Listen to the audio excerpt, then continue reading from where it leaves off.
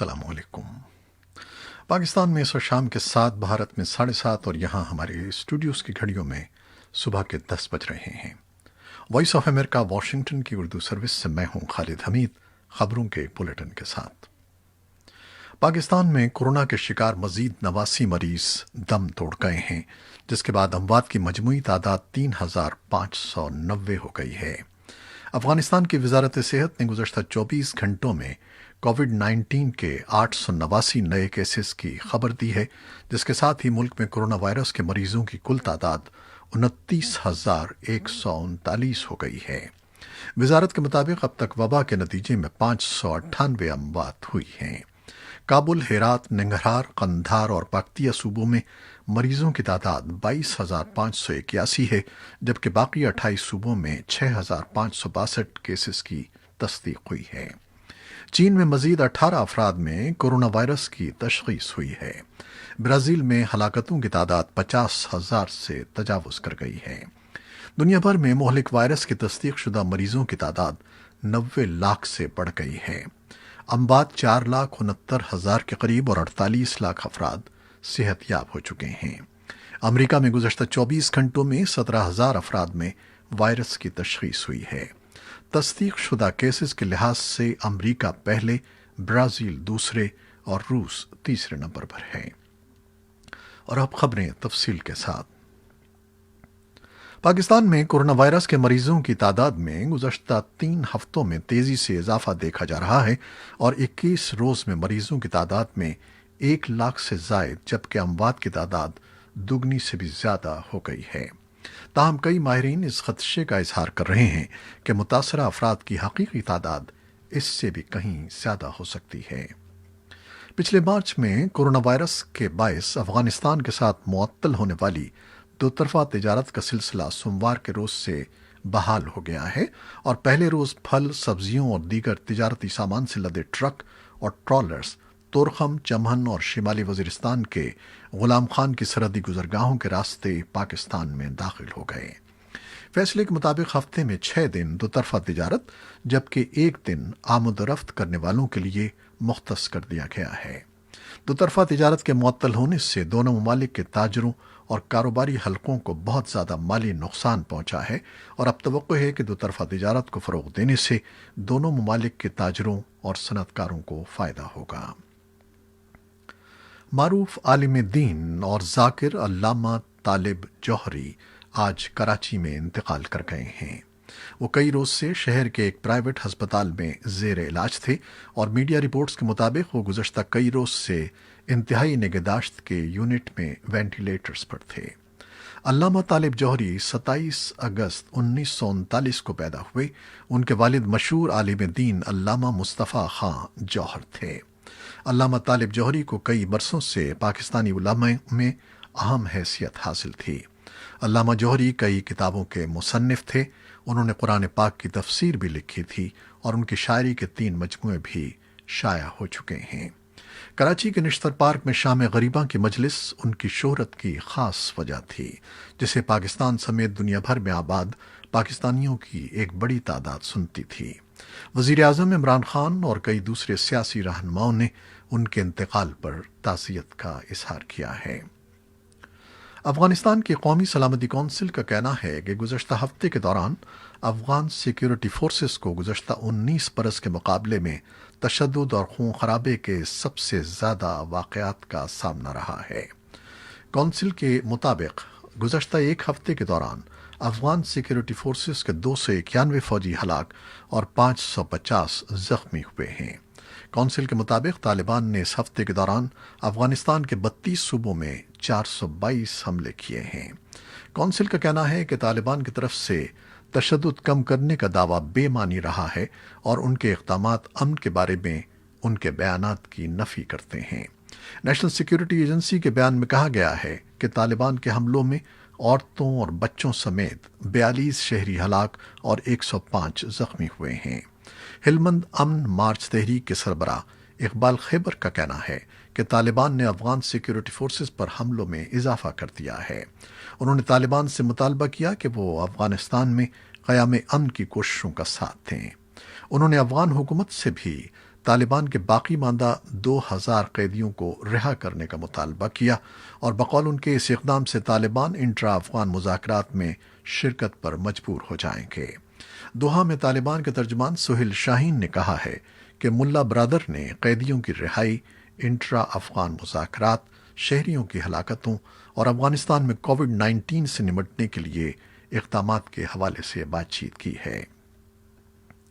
بھارتی وزیر اعظم نریندر مودی نے مشرقی لداخ میں بھارتی اور چینی فوجیوں میں ہونے والی پرتشدد جھڑپ کے بعد کی صورتحال پر تبادلہ خیال کے لیے منعقد کیے جانے والے کل جماعتی اجلاس میں جو بیان دیا تھا، اس پر پیدا ہونے والا تنازع ابھی ختم نہیں ہو رہا ہے۔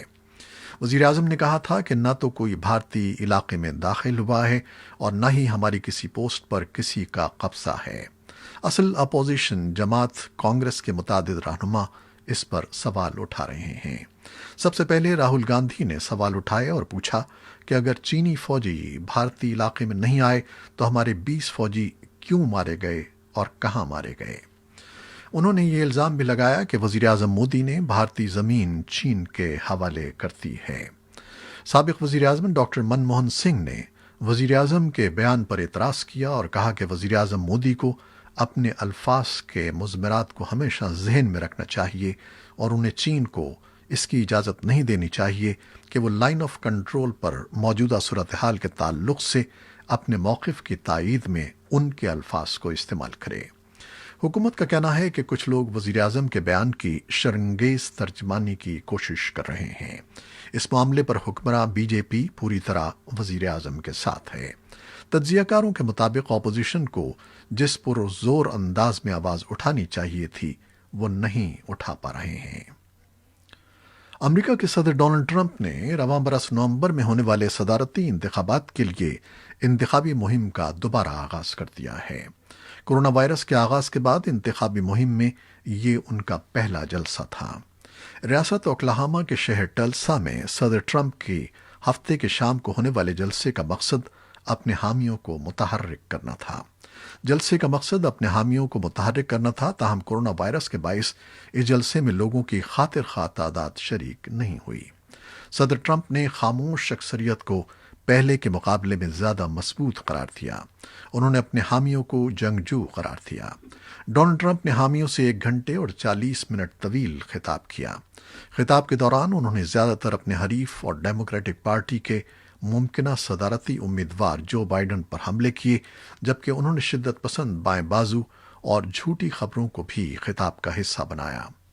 صدر ڈونلڈ ٹرمپ نے کورونا وائرس کے خلاف اپنی انتظامیہ کے اقدامات کا بھی دفاع کیا، جبکہ امریکہ میں وبا سے 22 لاکھ متاثرہ افراد اور 1,20,000 کے قریب اموات جیسے بڑے نمبرز کی وجہ انہوں نے وائرس کی تشخیص کے لیے کیے جانے والے بہت زیادہ ٹیسٹس کو قرار دیا۔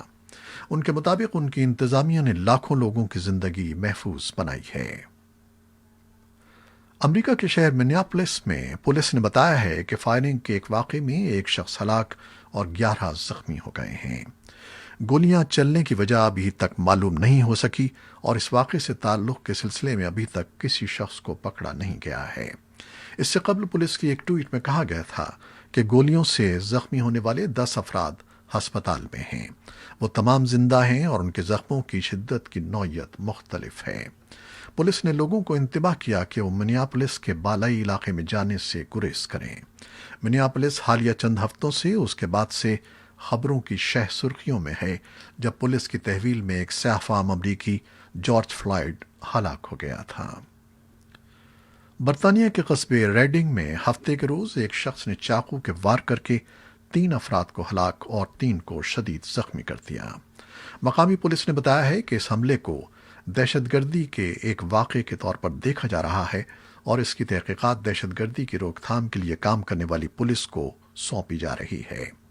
پولیس نے فی الحال حملے کا نشانہ بننے والوں کے نام افشا نہیں کیے ہیں۔ تھامس ویلی پولیس نے کہا ہے کہ حملے میں ملوث ایک 25 سالہ نوجوان کو موقع پر ہی حراست میں لے لیا گیا ہے، جس کے بعد انہیں کسی اور کی تلاش نہیں ہے۔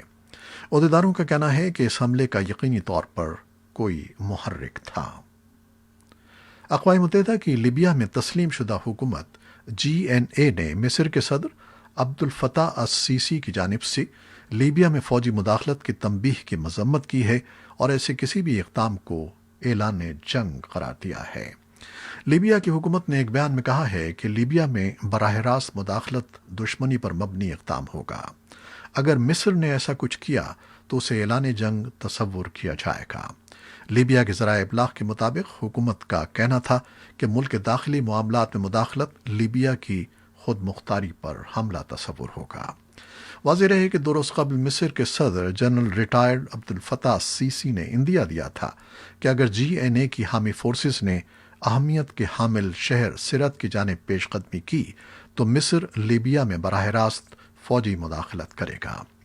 لیبیا کی حکومت کے بیان میں مزید کہا گیا ہے کہ عبد الفتاح السیسی کی جانب سے ملک میں براہ راست مداخلت یا باغی رہنما، مسلح ملیشیا یا کرائے کے فوجیوں کی حمایت کسی بھی صورت میں قابل قبول نہیں ہے۔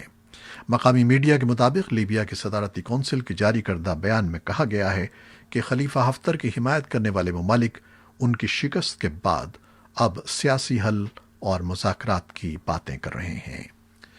یہ تھا وہ بلیٹن جو ہم نے فیس بک لائیو پر آپ کے لیے پیش کیا۔ ویب سائٹ اور یوٹیوب پر ہمارا یہ بلیٹن پوسٹ کر دیا جاتا ہے، جسے آپ بعد میں بھی دیکھ سکتے ہیں۔ خالد حمید کو اب اجازت دیجیے گا۔ اللہ حافظ۔